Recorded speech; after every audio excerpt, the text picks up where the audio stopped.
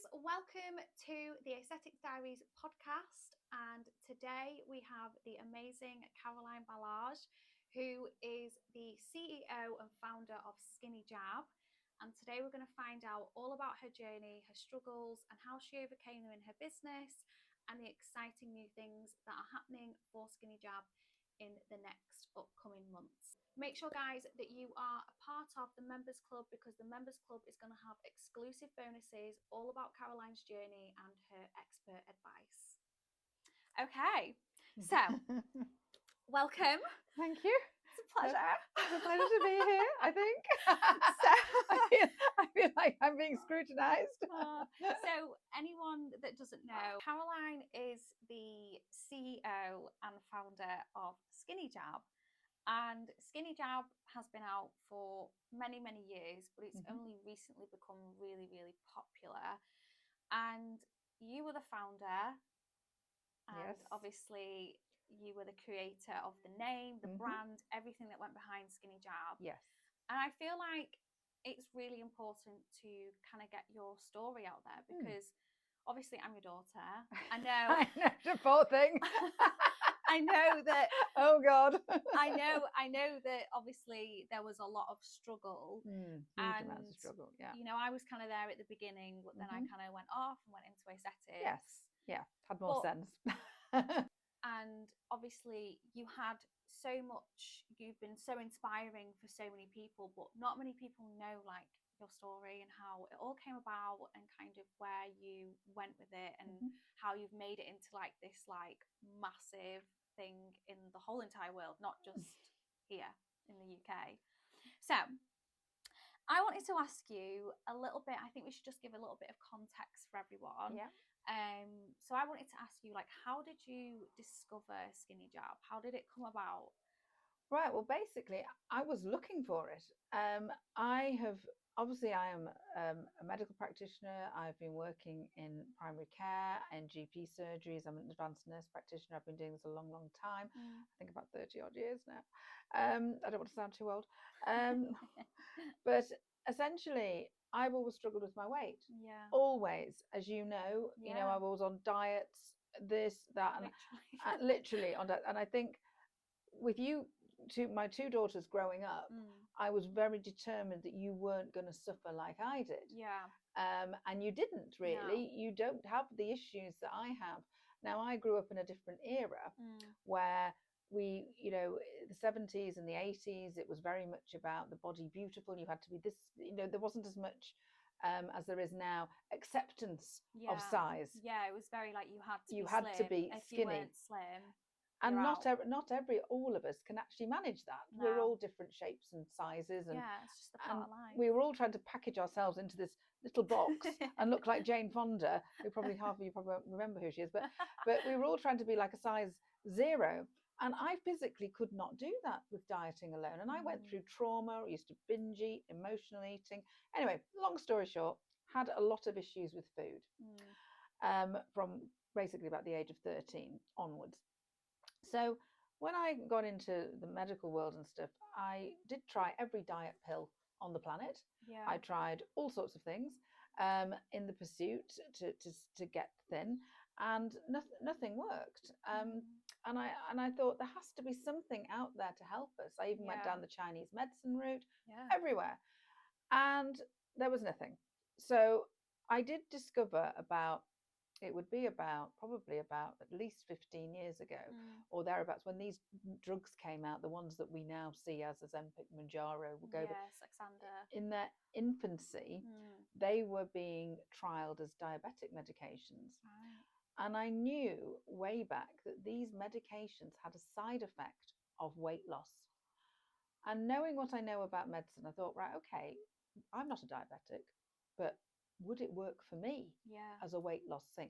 Anyway, years go by, rolling up to 2017. And I basically, by this stage, had kind of like thought, we need to test this on non-diabetics and see. Anyway, long story short again, went to see a pharmacist friend of mine, and she said, actually, Caroline, they've done it. They've already trialed it. And it's out. It's called Saxenda. And this was in January of 2017. And that was the first one that you tried, wasn't it? That was the first one because I got the license. I had the Yeah. license for it. So I started it. I lost 2 stone in 6 weeks, and I went, oh my God, this is something. There is something here. Yeah. I didn't know quite the enormity of it at the time, but I thought, I've got to look at this. I had friends and family going, what the hell are you doing, Caroline? I literally remember, like, everyone was like, you're so silly. I wouldn't be putting that in my body. Yeah, and what are you doing? I know, as usual. Do you not know who I am? I mean, I've been putting stuff in my body for years. I mean, I started off in aesthetics, so I've been injecting all sorts everywhere. So I'm surprised I'm not glowing in the dark actually by now. But anyway, so that was way back in 2017. I had an aesthetic clinic at the time. Yeah, you did. And I was mentioning it to some of my patients, and they go, oh, we want to have a little go at this. Yeah. I was also working in a GP practice, and they were going, all the nurses were going, we want a little go at this as well. And everybody was on it. I think we were the slimmest GP practice in Manchester. We were all, and I think all my patients were going, this really does work, Caroline. It really works. I went, I know, it worked on me. Well, it's working on me. So cutting through a little few more months. Because you lost 2 stone, didn't you, in 6 weeks? Yeah. So when you lost that weight, did you think, I'm onto something here? Yes, absolutely, 100%. It's the entrepreneurship that was in you, and you were like, right, okay, there's a thing here. And when other people, my patients, were saying the same thing, and the staff at work were saying the same thing, I thought, there's something in this. I wasn't quite sure what it was. We also, it was quite restricted. I mean, were there dangers? Was there because there was no like clinical research. We had nothing. I mean, I knew the drug had been around about 15, 20 years at this point, and I knew there wasn't anything major, but we still really didn't know. Because I remember when it came out, and the first question that everyone would ask is, am I going to get thyroid problems from exactly this? Am I going to, it's been tested on rats, and am I going to die, basically? And there was a lot of I think questions. The way you described it is, you said the benefits outweigh the risks if you're overweight and you need it. Yeah, absolutely. And we have now since moved on from this, and we've worked out that there is no intrinsic factor of any thyroid issues being a problem with this medication. In fact, this, as it turns out, fast forwarding now to today, this is a lifestyle medication. This is a medication that's going to reduce your cholesterol. It's going to lower your blood pressure. I actually do believe there is anti-aging, because it's the way it works, especially the latest ones that they're bringing out, and we're sort of fast forwarding a little bit now, but it's so exciting because these medicines are regenerating the cells at a cellular level. Now that crosses the board with not just weight loss, but it also crosses the board to anti-aging. And also, it's been amazing for women who have been going through menopause, or PCOS. Incredible, yeah. There are so many benefits that you see in the change in people. Yeah. I mean, I'd say definitely for me, it definitely helped with regulating my periods, literally like my hormones. It definitely helped, because I think if you are overweight, you are more inclined to have problems, and you're setting yourself up for that risk. Absolutely. Whereas if you can kind of catch it before it happens, you're nipping it in the bud. And you've got people like patients who have PCOS, and the weight gain is part of that, and that's due to the imbalance of the hormones. And I've always said, if you balance the sugar levels, which is what these drugs do, if you balance that, you balance the hormones. If you balance the hormones, you're balancing the body, and everything's working in synchronization as it should. Unfortunately, we have got out of synchronization because of lifestyle, because of stress, because of what we eat. There's so many factors. Everything's just so accessible now. It is. You can go to McDonald's and literally drive through, and then you've just eaten 1,000 calories. And we're eating and eating and eating. We're it's on the telly, so it's okay. It's advertised, so it's okay. Sugar's okay, sugar free. It's not. No. It's damaging our health. And there's so many levels to this, which I'm sure we can discuss maybe in other times. But I feel that, and this is, all about aesthetics, is about, because once you've lost weight, you're then feeling good about yourself, you're then taking more pride in your appearance, your skin looks better, everything falls into place. And I get that across the board from my patients, that getting to a place where you feel better about yourself, everything falls into place. It's not just one aspect here. So going back to the history of this, so when so basically, and I was approached by the Daily Mail in around about the summer of 2017. They wanted to write my story then. I remember this. Honestly, I remember the Daily Mail turning up to the house, and I was like, oh my God. What's going on? And I was like, my God, what's going on? Wow, the real Daily Mail. Oh, I know, it was hilarious. Oh my God. And we were like running, and there was just photographers everywhere. There was outfit people, there was makeup. I was like, I know, it was crazy. It was your life literally just turned around upside down. And that was just the beginning of it. I mean, I'm obviously from a medical background, so all this razzmatazz was very new to me. And also going back as well, you know, podcasts weren't a thing. No, social media really wasn't like it is now. No. So it was all very much, you know, you had to use the media, the papers to get. Anyway, I didn't realize, I don't think, what was to come. I think if I had, I'd have just crawled into under a stone somewhere. I really had no concept of what impact this was going to have. So when they did all the makeup and all this kind of stuff, and I really didn't think anything was going to come of it. I just thought, yeah, we've done that, and there's no way it's going to get into the Daily Mail, is it? Heck no. Anyway, August 31st. Oh yeah, and that was the other thing. When they were doing the interviews, they said, "So what are you going to call this, Caroline?" I said, "Well, I don't know what to call it really." I said, "Well, it's a jab, but it makes you skinny. Let's just call it SkinnyJab." That was a great name. Yeah, let's just do that.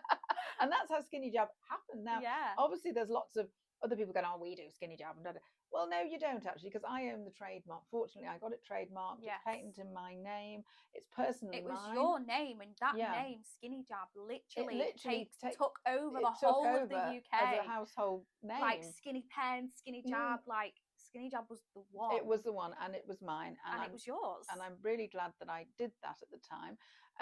It's a bit of a double-edged sword, because it's irritating when you see that people are saying, "Oh, we're doing SkinnyJab." Well, no, you're not doing SkinnyJab, because I do SkinnyJab and I do it properly. Yeah. And you're not doing it properly, and you're just ripping people off. But I'm not.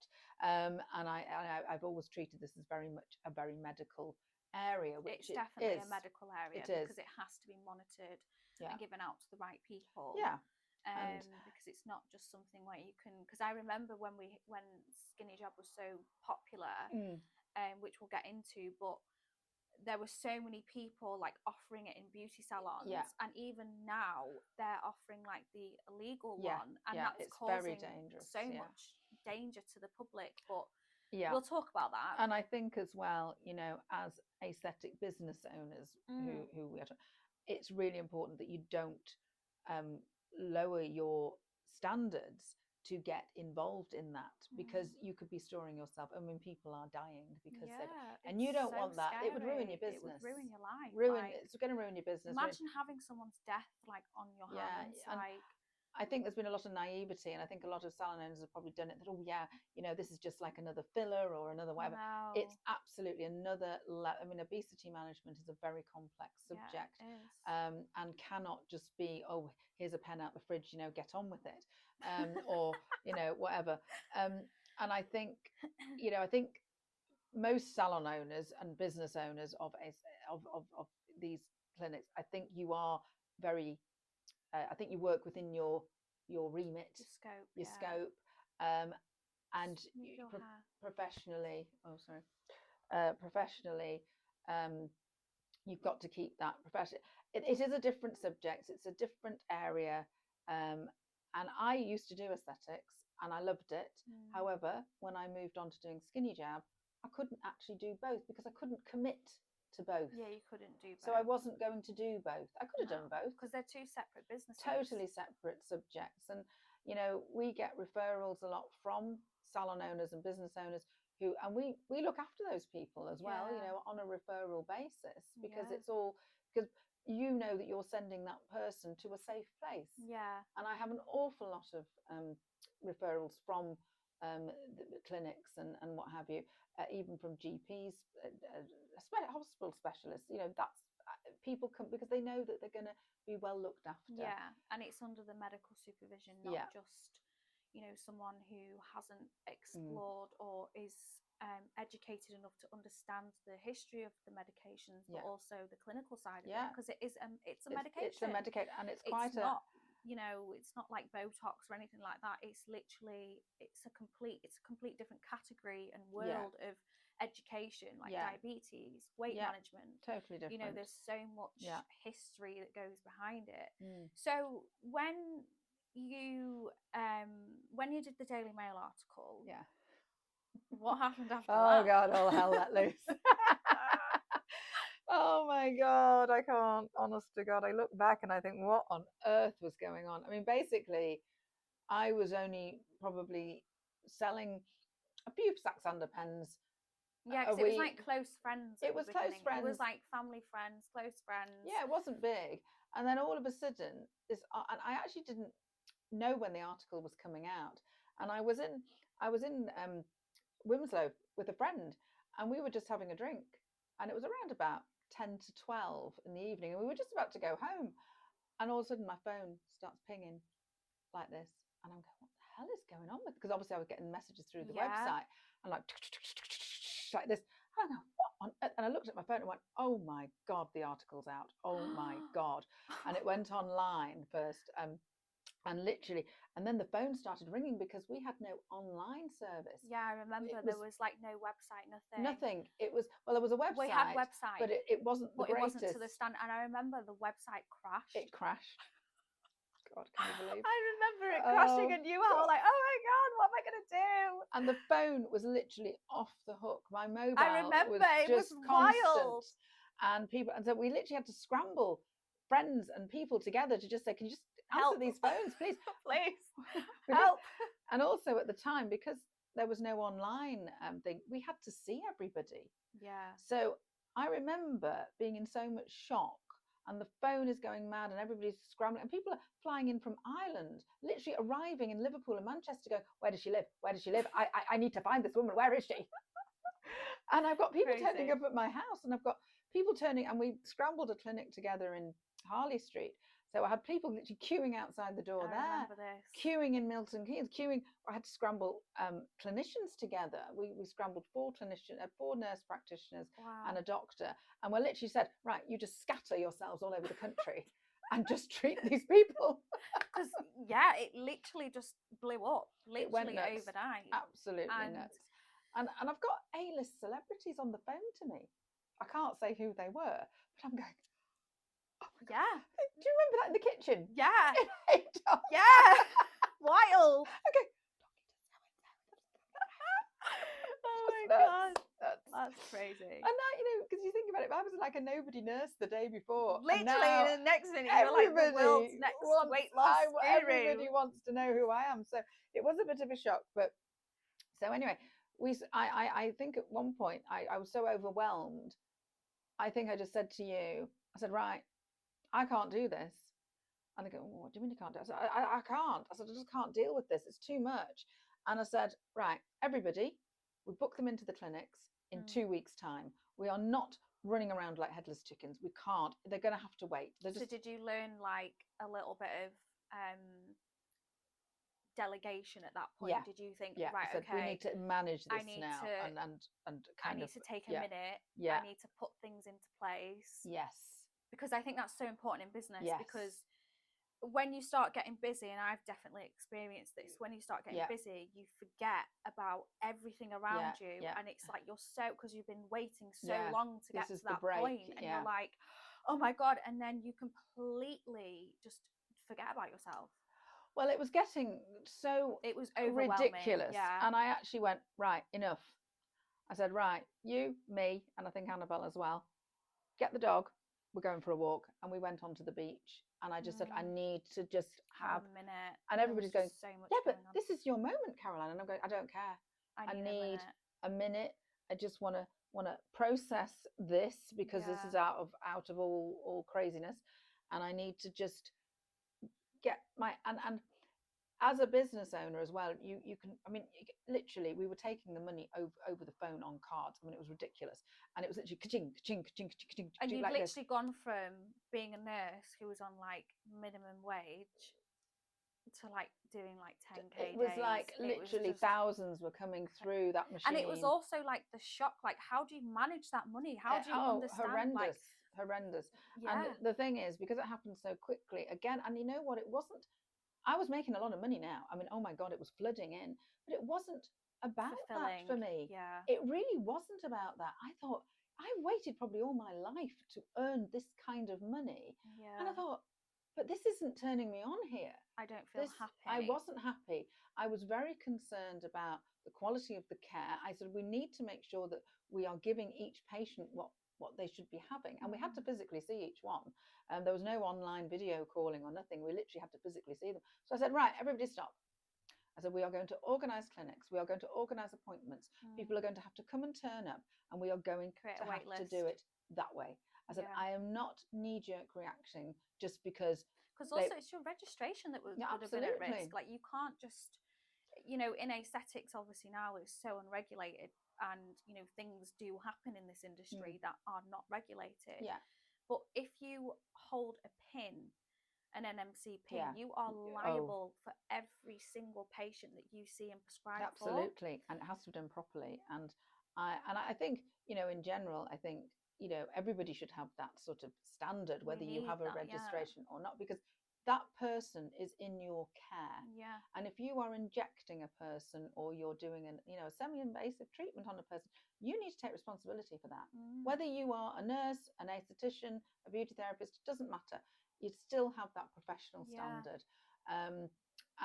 But I was that was what was concerning me more, that we could throw this out at everybody, and I probably could have made a lot more money at the time, but I wasn't interested in that. I wanted to make sure that everybody was safe. And then as a knock-on effect, of course, then it goes public, then everybody else jumps on the bandwagon, and you get the charlatans, you get the people that aren't so moral about it, and we lost a lot of business over that. Yeah, because you know, because people saw the money, they saw, oh my God, this is the holy grail of weight loss. Let's go. So what happened when obviously you had the success with SkinnyJab and you had the Daily Mail article and it was all nice and fine, you managed to get people delegated, you had clinics across the UK. Yeah. Where did you start to downfall? So where was it, where the point where you actually were like, right, I actually can't cope anymore? Because I know that you had so many competitors, you know, at the pharmacies, you had we had a lot of people rip us off. You. Yeah, lots of people betrayed me. There were so many people that, you know, used you, and ultimately, like that takes a massive toll on your mental health. Yeah. So how did you kind of like put it to bed, because you closed and stopped? Absolutely. That was it, because we had COVID. Well, yeah, there was a lot. I think the first 4 years of doing this were a battle. We were dealing with something that was completely brand new. The authorities, the governing bodies were not ready for this at all. I was literally, because I was the target.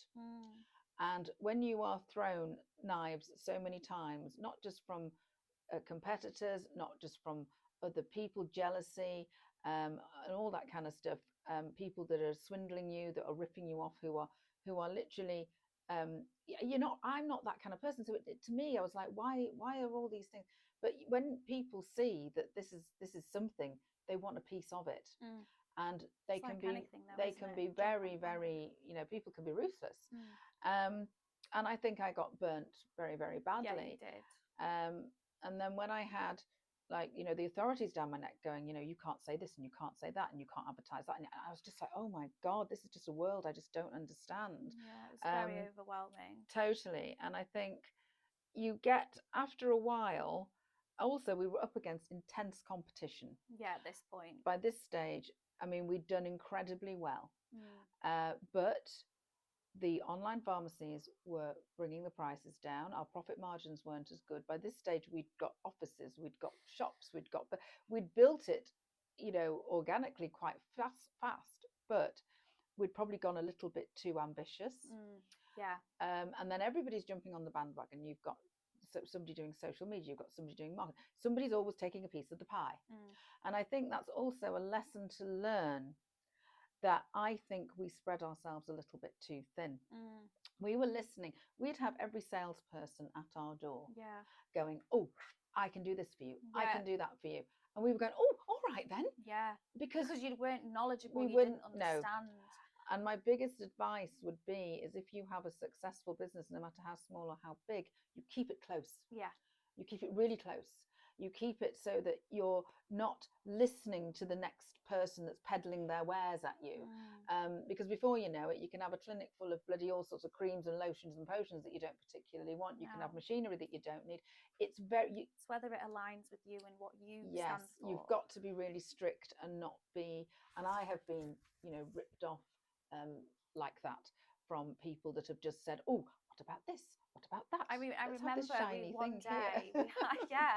but I remember one day we had people all the time dropping in, and it would be, oh, we get your clinic in the local GP surgery. And I remember we sat there and stupidly handed over like $3,000 to this bloke, to this man that we'd only met for 5 minutes. And he's going, oh, we'll get you in every hospital in the land. And it was such a lie. It was a lie. Total lie. It just, like, you have to be so wary and do your research with everything. Yeah. But when it comes to, overcoming all of these things, because when we got to the point, when you got to the point where you started to see that it was spreading thin, and there was becoming too many outgoings within the business, and then the profit wasn't maybe substantial. We were losing money. Because you could also relate that to the aesthetics industry now, because now I think a lot of clinic owners do struggle, because there are so many clinics out there, or even people it's very, very who are offering, lip filler for 40 quid or whatever, and you can't compete with that. And you're trying to run a business, a clinic, you've got staff. How do people compete with that? Right. Well, basically, my advice on this is quite strong. You stick to your guns. You don't lower yourself to their level. You have to believe in yourself, that you, as your patients, your clients, are coming to you. You are the person that they, or your establishment, that they want to see. So I think it's really important that you don't lower your standards. You don't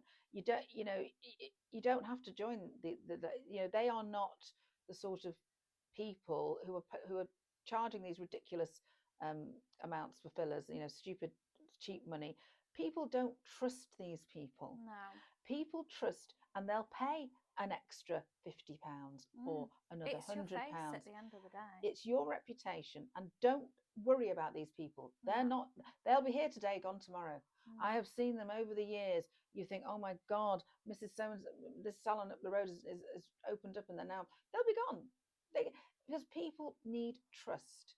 People need to, and they invest their money in you. So as long as you're providing clean environment, a warm, friendly environment, your atmosphere is essential. It smells nice, it looks nice, you look nice, you smell nice. It's important. All these things, and you're very approachable. People will buy into that. You don't need to scrap down in the flipping gutter with these other people that are selling it for 20 quid. And I know that because up the road here years ago, I opened up one of the first Medi Spas this was 20 years ago. Yeah, I remember. In the UK. It was a very new concept. It was basically the start of all of this. Again, I wasn't the beginning. So it was about, I know. It was about combining beauty treatments in its infancy, because we're talking 2004, so a long time ago. Combining beauty with what we see today, advanced treatments and the cosmetic side of things, all of that, as a one-stop shop. Yeah. Now this you see everywhere now, but back then you didn't. No. So it was very unique. It was very unique, and obviously but I always remember, we were quite expensive even then, but you were coming to a lovely location. I would have people traveling from all over to come and see me because they loved the staff. They felt welcoming. They felt they'd have a cup of tea when you come in, a cup of coffee. We were always very hospitable. And I think it was even a bit of champagne or wine on a Friday. I don't know whether you can still do that with all the health and safety. I don't know, but that's what we used to do. And people would love it, So after, so going back to SkinnyJab, so after you decided to, so after you went through the struggles and you started to think, okay, right, this is getting a little bit too much now. Where did you actually make, because we had COVID and we found that during COVID, obviously the world went into meltdown and a lot of businesses shut down and you shut down, you closed doors. And how did that feel? Awful. Having to close something that you created and had so much success with, and now that was it, gone, and you literally went back to your GP job and that was it. Devastating. Done. Absolutely devastating. I mean, we were a family business at the time and it was a very difficult, it was heartbreaking, but we had no choice. We had too many things attacking us. So the first one, COVID didn't help for a startup. Secondly, because we had shops, we had premises, we had clinics, so many outgoings, outgoings, so we couldn't pay those off for a startup.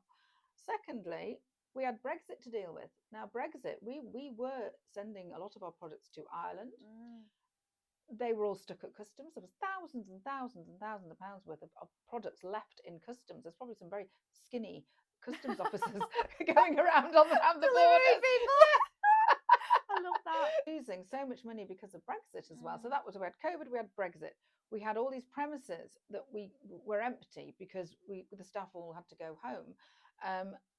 We've also now got the online situation really prevalent now. Online was everything. Online pharmacies are selling it at like literally half of what we were. We could not compete with these prices. All these factors, there were too many. We probably could have coped with one or two, but not all of them. There was about 10 plus. There was a lot. And then when you've got, all sorts of other things. Also, the world wasn't really ready for it at this point. It was still in its infancy. Everybody was very controversial. Lots of people having a stab at me all the time. People just really angry and awful.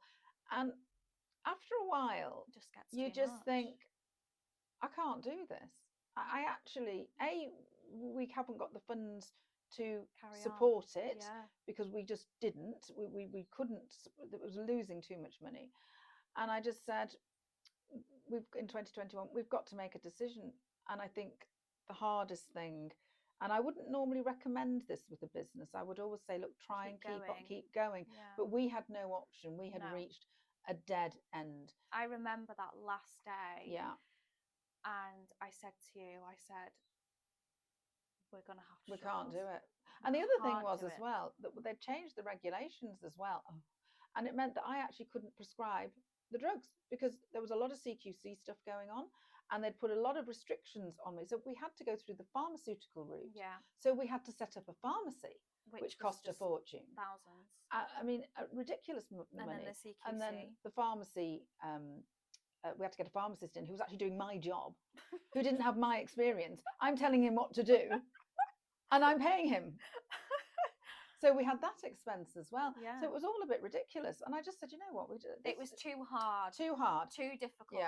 And I just said, there's no way out here. So you kind of went the other way. So like when you started your business, you had instant success. It was too much. And then towards the end, it was like, boom, that's it. You've got to shut doors. I mean, it was quite really ridiculous. You go from there to there, and it show how quickly things can change. We thought we were riding on the crest of a wave, and we thought, I basically said as well at the time, I said, we were like the Titanic. We didn't think we could sink, and we did. We sunk like a stone.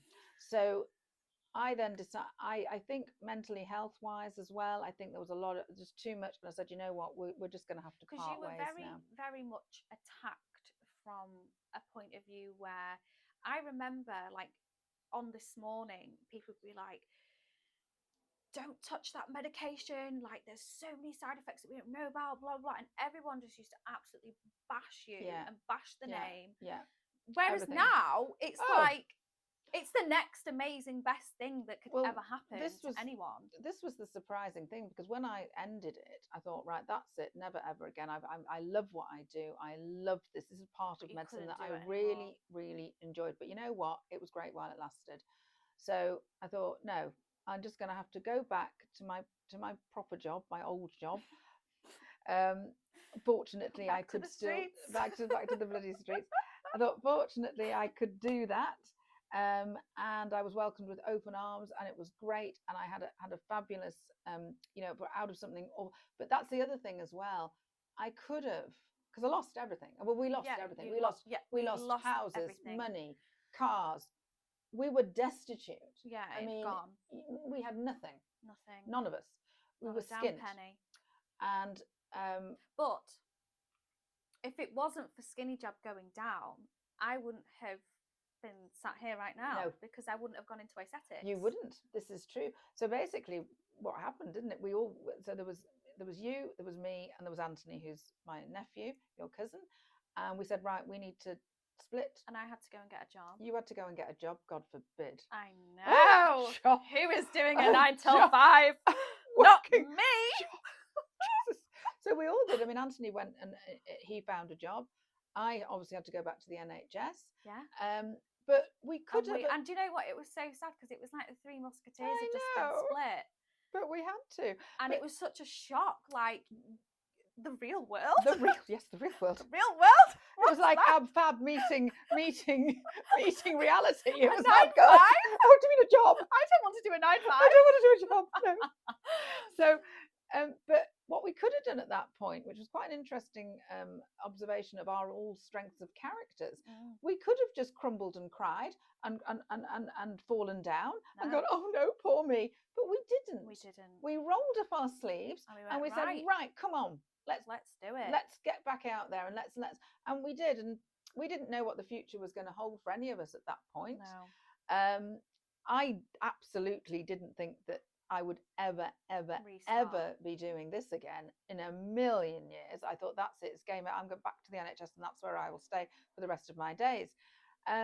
So when I went back, and in that 2 years that we'd shut the doors, the whole climate had changed. We had gone from being the most hated things on the planet to the best thing since sliced bread. Yeah. And I did 2 years at the NHS. And I thoroughly enjoyed it, and I've still got many of my colleagues I'm still friendly with, who helped me, because I'd literally not done like that kind of thing for at least, well, it would be about 5-6 years. Yeah, so you were out of it for ages, so it was like, oh my God, 40 patients a day, and I'm like getting yourself back into trying to do a proper work, and I found it was very tough, but I'm glad I did it. It was great because it updated my skills. It developed you more into the intellectual side of maybe. It actually got me out of my ivory tower and back onto the because shop floor. You did have so much success, and obviously that can create a bit of like, what's the word? Well, you get a bit what's the word? Is it not apathetic? Maybe it is apathetic.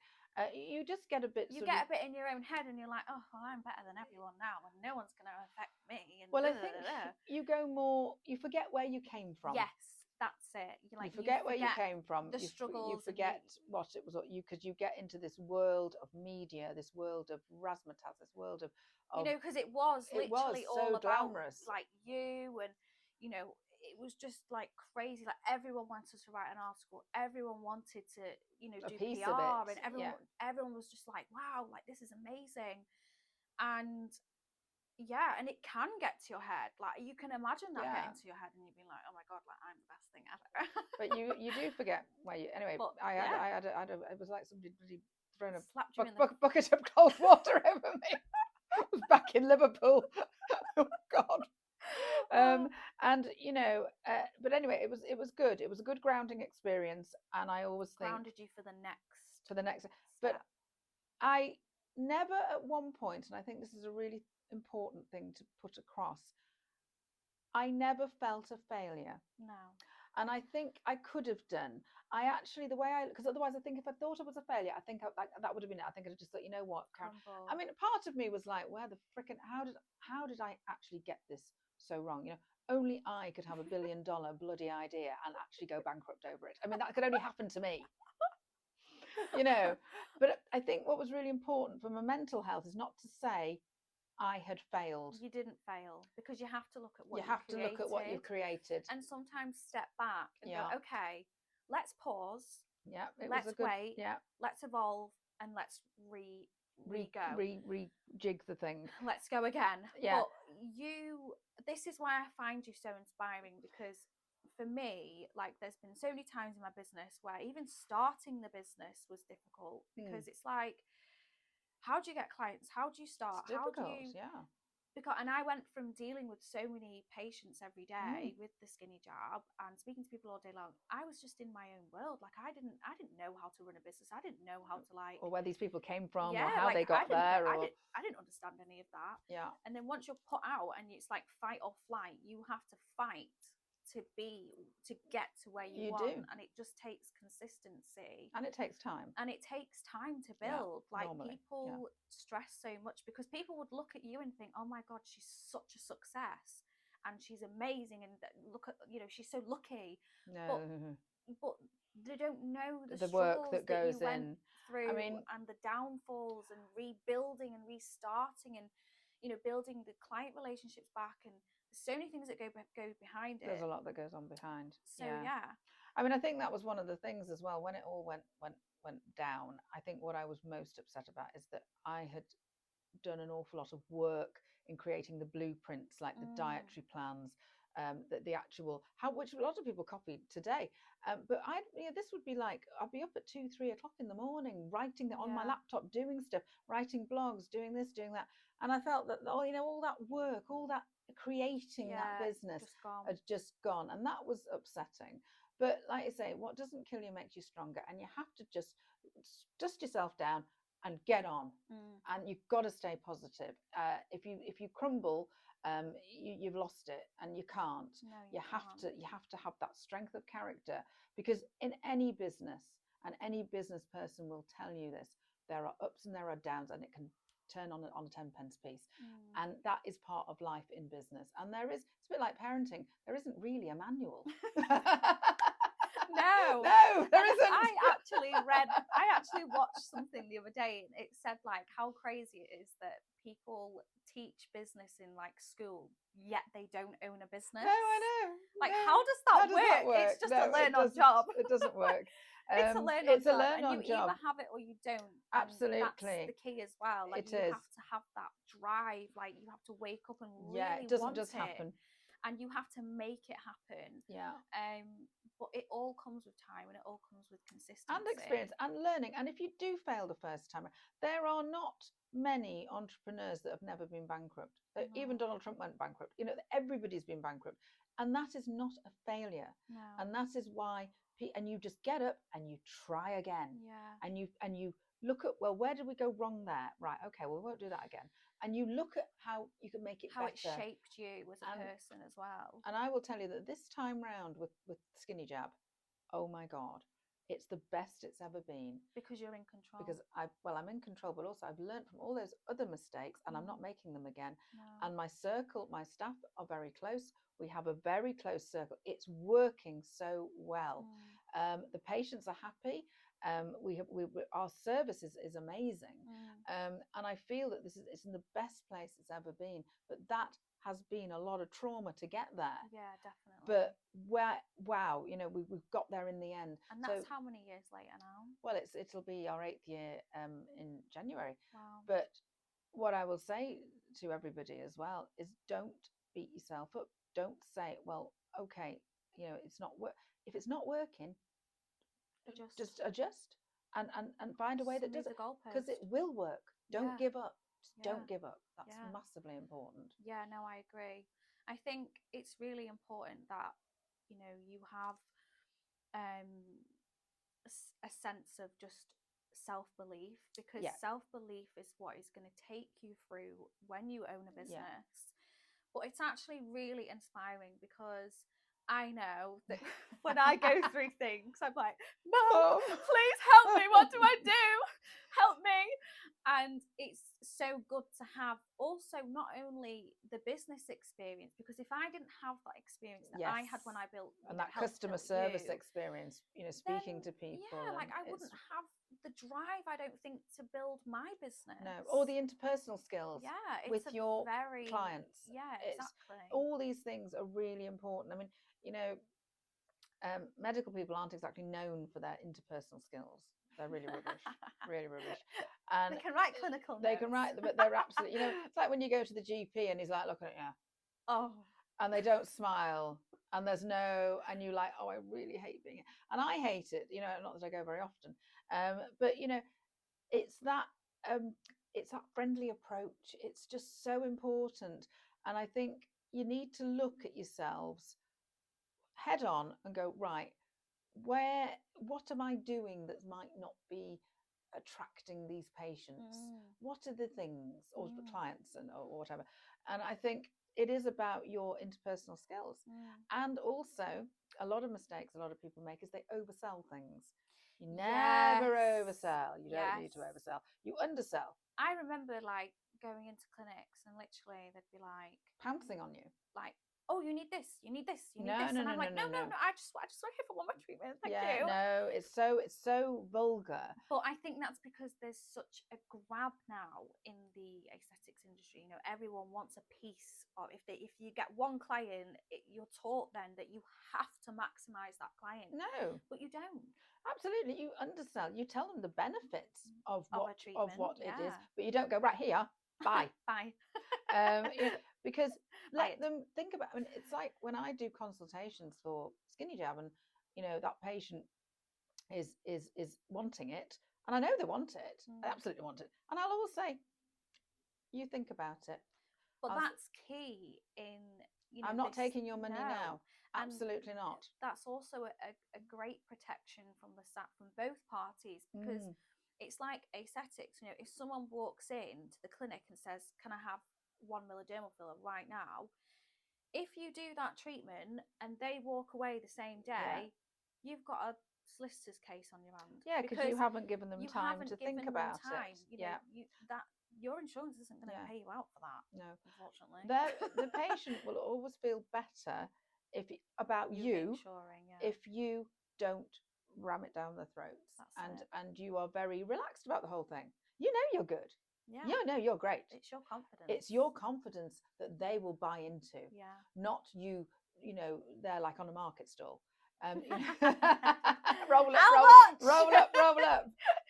It's very much about your persona and how you present yourself. And if you're confident, they're going to go, oh, yeah, she's going to give me a good treatment, this one. She knows what she's talking about. Yeah, she knows what she's talking. That's how you sell it. You don't sell it by flogging your wares at all. And I think that's really important, because we are trying to aim at this professional approach. But also you've got to be warm and friendly, whereas in the medical world it can be very cold, and they can just there is just no social skills with some people. It's just nothing. So yeah, last question. Yes. How would you say now, so how would it be, so with SkinnyJab now, obviously you rebuilt. Yes. What mental impact did that have on you, actually thinking, okay, I'm going to go again here? Well, it was a funny thing, because I had really blocked it out of my mind that this would never ever happen again. And then I kind of stuff was coming through. It was about a couple of years ago now. Kim Kardashian was using Ozempic, became very famous. Yes. And I was the one that was behind Ozempic. And again, a lot of people don't know that. It was me that actually trialed it, because Ozempic was the off-label product. To Saxenda would work, but we felt that it wasn't working after about 6 months. So I remember saying we'd have the discussion, and I said, right, we need to think of something else. Now there's several of these medications, GLP medications, that are of different names, whatever. I said, let's trial some. So we trialed Trulicity first, and we didn't feel that was good enough, not in the lower doses that we could only get at the time. And then we looked at Ozempic. I said, well, let's give this one a go. Let's see if that does. Anyway, I trialed it, and I went, yeah, this one works. And we started putting it out to our patients, didn't we? We said, right, do you want to try Ozempic? Oh, yeah, okay, we'll do it. Because they trusted us. So, yeah, we'll do whatever you say. So that was how Ozempic started, basically in a car park in Winslow when I was having the discussion about it. And I remember the clinician that was working with me at the time, and he says, right, I'll prescribe it for you, Caroline, and I'll bring it over to you, and we're literally having this Ozempic exchange in a car park. As you do. As you do. And I said, right, thank you very much, I'll give it a go. And then I said a couple of weeks, I said, yep, this is the one, this works, it's amazing, this one. So that's when we rolled it out to our own patients. And again, the same thing happened. It sort of like kicked off again. Before you know it, Ozempic is everywhere. So when we had shut down and everything, and when everything was gone, and the next thing is Ozempic is everywhere. I know. And I was like, I started that. That's really not fair. And now I'm not even in the bloody business anymore. And Kim Kardashian's getting into a Marilyn Monroe dress, and it's everywhere, and Adele's on it, and this one's on it, and everybody's on it. And I'm like, oh, okay. So maybe I was onto something at the time. Maybe I did kind of like have a little, So I then decided that, I didn't actually decide. The decision was made before me. I was sort of like there, and I thought, this is a bit weird. And were you still working GP surgery? GP surgery. I got a phone call from Novo Nordisk, who make Ozempic and Wegovy, as was, and and that was it. That was the conversation. It's about, right, Ozempic is the off-license, off-label product. We are now making Wegovy, which is going to be the licensed product, same drug, same semaglutide, exactly the same drug for weight loss. Would you be interested, Caroline, in looking into this and actually starting again? And I went, no, I'm never going near it again. Yeah, no. Gone. And this woman just said to me, Caroline, she said, I think you should really think about it, because she said, we are using a lot of your blueprints. We're using a lot of what you said about the diet and everything. Nobody was doing anything with diet. Said, you'd already done all this work. And I said, I know.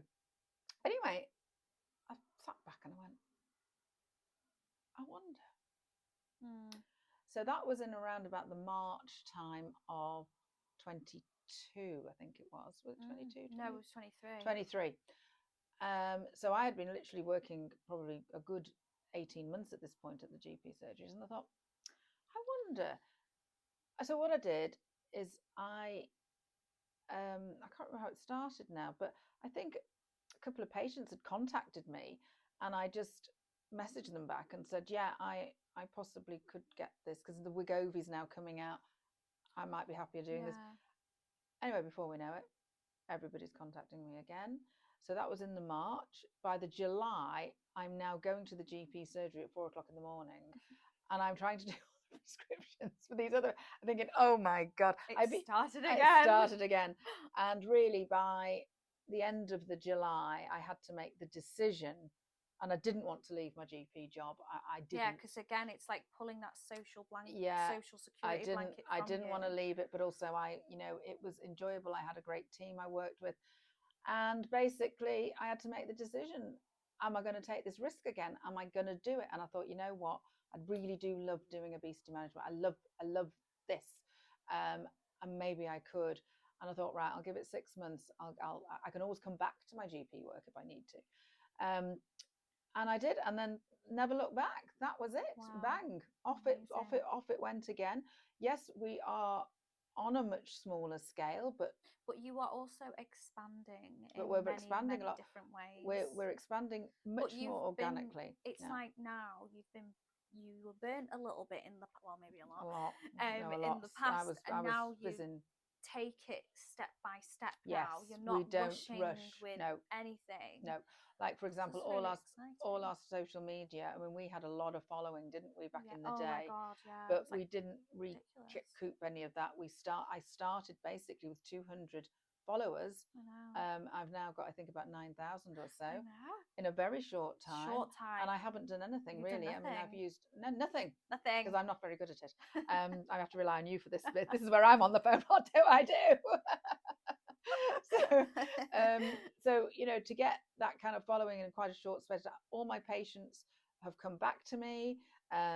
You know, I have a very loyal following, and it's in a lovely place. It's in a very good place. Yeah, it's good. Oh, I'm very happy with it.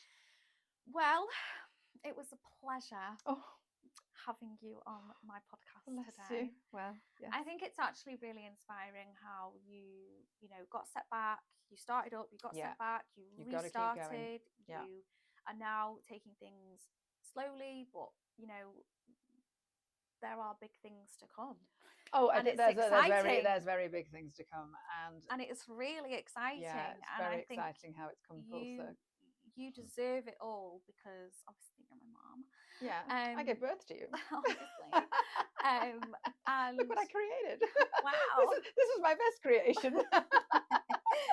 And I think it's amazing, and it's so inspiring, and that it keeps me going because you know there's so many hits that you can take, and I think you took a lot. Yeah, you have to get through them, and you do. The bumps in the road. Yeah, it's fantastic. So Caroline is going to be with us over a few different types of podcasts. Yeah, and we will be going over different types of subjects. Yeah. Really interesting. And also because Caroline is a nurse, she's an AMP nurse, she's got prescribers, she's been in the aesthetics world for over 25 years. She knows her stuff. And it's actually really exciting, and this is everything that I'm bringing to the members club, because the members club is a place where you have a supportive community full of aesthetic practitioners, but not only that, you are able to grow your business with all the success kits, the modules, all of the tutorials and techniques on skincare, dermal fillers, anti-wrinkle, and you also get all the nurse advice. There is so much in this members club that is amazing, and it's just really exciting. It is exciting. Thank you so much. Well, I'm excited to be part of it. It's great. Yes. Amazing. Well, thank you so much. And we will see you guys on the next episode of the Aesthetics Diaries. Bye.